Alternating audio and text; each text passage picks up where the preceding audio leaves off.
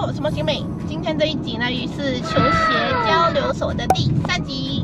可是今天跟之前有点不太一样，因为今天我所邀请的嘉宾呢，我之前没见过，今天是第一次见面。那也像我之前说的，我这个系列呢，会利用我的球鞋频道或者说我的 IG 去认识不一样的人，因为我也想要踏出我自己的 comfort zone， 不想要常常在家里。那今天的嘉宾 Andrew 呢，是我在 YouTube 上面看到的，因为我有看到他做的 YouTube 影片很用心。那他在 Upland 这边呢有一家店铺，因为有了店租，价格一定会往上调很多嘛，比网络上。我感觉他的价格是非常的良心的，所以我对他的店铺我还蛮有兴趣，想要去看看。所以今天呢，我就拍了这个 vlog， 就是让大家看一下我平时怎么用我的频道去认识朋友，应该不会太尴尬吧？我这么可以 talk 的人。那现在新朋友嘛，所以我先去 Starbucks 那边订几杯饮料过去，请他们喝，然后再打扰他们，嘿嘿。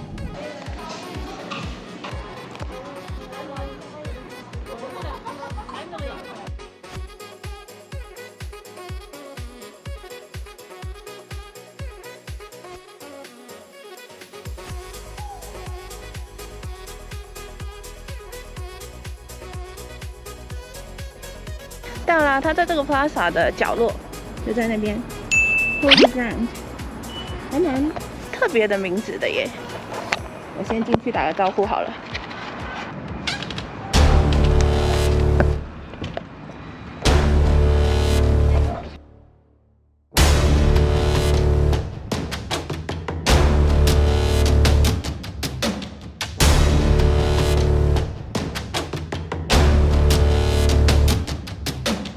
Okay, this is Andrew. Do you want to talk about something about yourself and the shop you have and the online shop as well? Yeah, sure. So, my name's Andrew. I am the owner of Holy Ground. We are a sneaker shop based in Upland, California. If you don't know where Upland is, we're about like 45 minutes away from LA. So personally, I'm a shoe addict. I love sneakers, but I've turned that passion kind of into a sneaker shop. So it's really cool. If you guys want to follow us, our Instagram is @HolyGroundShop.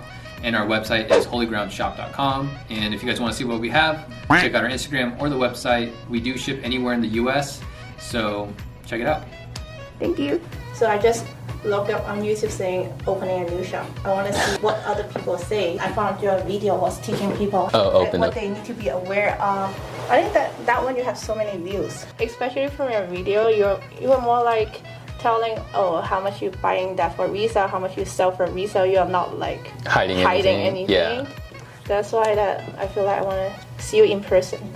Yeah, and it's just because I think it's the most realistic. Like if I want to help people, like learn how to resell shoes, like the whole point is to teach them how to realistically do it. Because I think I love all the other YouTubers, I love their content, but I think like it's not realistic. Like unless if you have a store.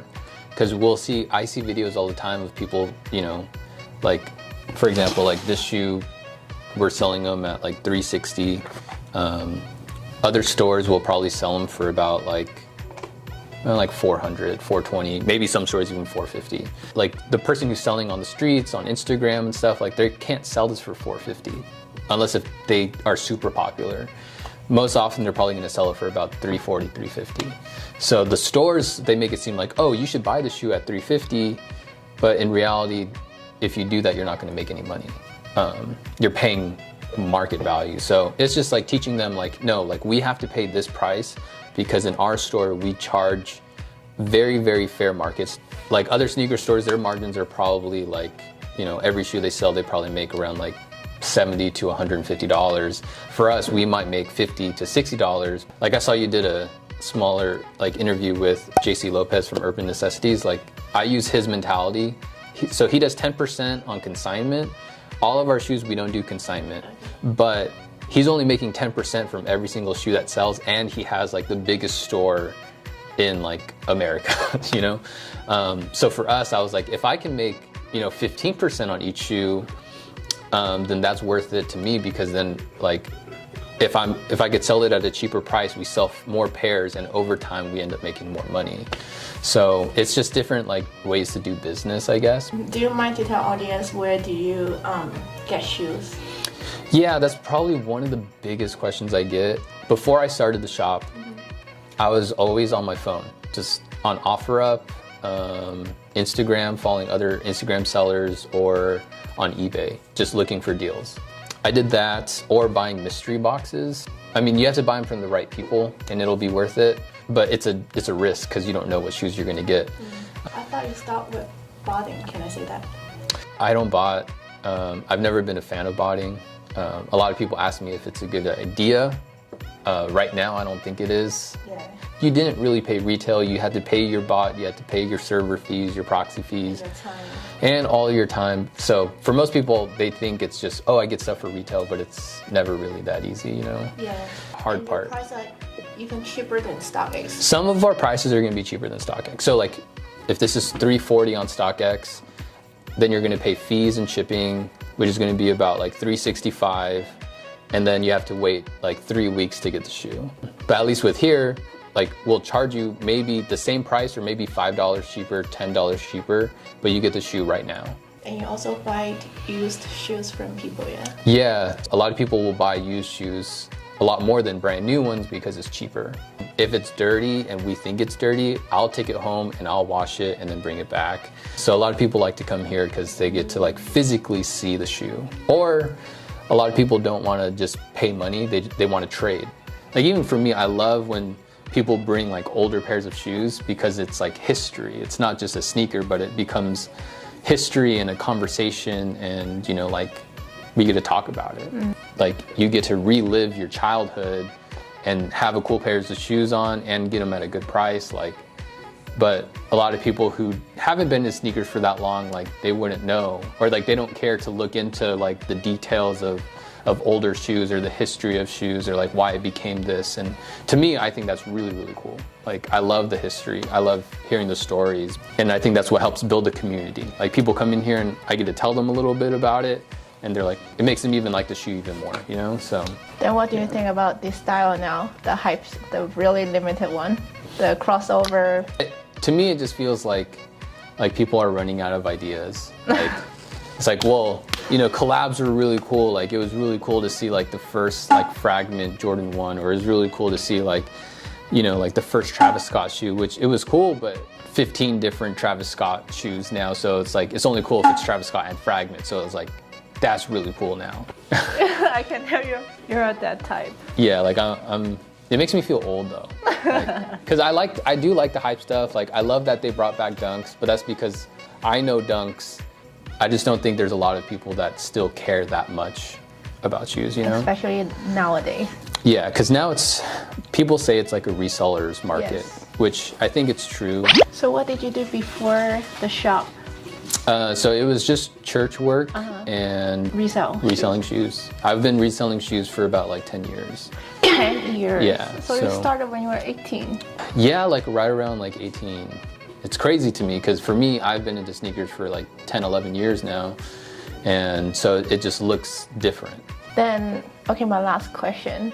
How much should people invest in if they want to have their shop? What do you think? Cap? If it depends, like if they want to have a store in the mall, your rent is like 10 times more expensive. If you're just starting a store in a plaza, in a like just random shopping plaza, like I would say if you want to have a really good start, like maybe like 70,000. So it's kind of a lot. Including inventory? Including inventory, about 70,000. I think you'd have like a good start. You won't be a big store. I think I said I spent 50,000. The more I look back at it, I'm like, I should have had more money. Luckily, like the business did well, so I'm okay. You know, I think if I could have had like at least 80 to 100,000 to start, I would be in a better place. Like now we have like around 400 to 500 pairs of shoes. Like we started with 150, now we're at like 500. But at least for me, like I feel like I have a true passion for sneakers and I have like a true passion for business. And so it just kind of like came together, so works out for me at least, you know. That's a pretty good ending. Yeah. That's a pretty good ending. Can I speak in Mandarin? So I don't have to do the subtitles? Yeah. 好了，那今天我就讲到这边。Can you understand? No. I'm gonna say bad thing about you then. Yeah. Just kidding. 好，那今天的影片就到这边啦。等一下我也会让大家看一下这边附近的环境了。那如果大家以后有机会经过这边 Upland 的话呢，也欢迎进来这边 Holy Ground。Why would you name it Holy Ground? Well, why did we name it Holy Ground? You have a special meaning? Yeah, we actually posted it over there, but pretty much like the short story is like I'm a Christian. We called it Holy Ground because there's a passage in the Bible that in Exodus 3 it talks about like there's this burning bush that was on fire, and so Moses came and saw the burning bush, but it said like take off your sandals because you're about to step into holy ground. And the whole purpose was like you take off your sandals because you're going to enter into like the presence of God, like this holiness, something that's, you know, set apart. And so for us, we just thought like, you know, holy ground, like it kind of plays on the floor, people wear shoes. It kind of sounds like Holy Grail. A lot of people say Holy Grail is like your number one top shoe. But we want, whenever people come into the shop, we want them to be like in the presence of God, you know, have a community where they can hang out, talk about sneakers and clothing and all that stuff, but feel like accepted for who they are.